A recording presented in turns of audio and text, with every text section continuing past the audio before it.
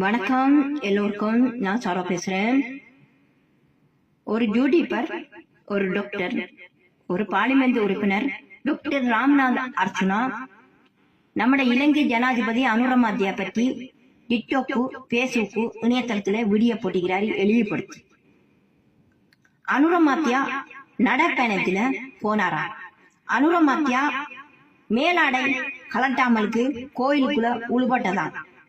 அவரும் அவருடைய இருக்கிற கட்சி தொண்டர்களும் அவருக்கு அனுரமாத்தியா கொடுத்த பாதுகாப்பு செயலாளர்களும் எல்லோரும் சேர்ந்து கோயிலுக்குள்ள உள்பட்டாங்களா என்று சொல்லி நக்கல் அடிச்சு, கிண்டல் அடிச்சு, சிரிச்சு, நெய்யாண்டி பண்ணி வீடியோ போட்டிருக்கிறாரு இந்த கூழ்முட்டை என்ற டாக்டர் ராமநாதா அர்ச்சுனா.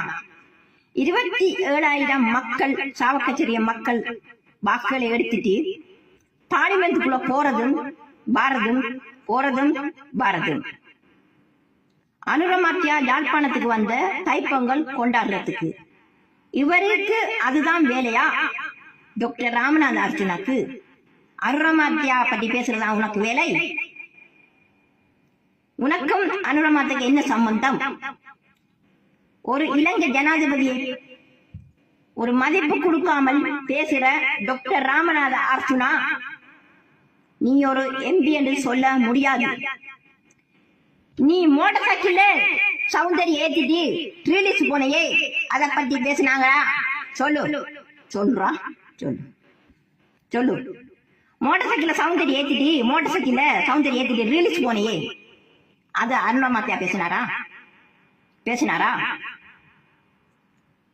சொல்லு.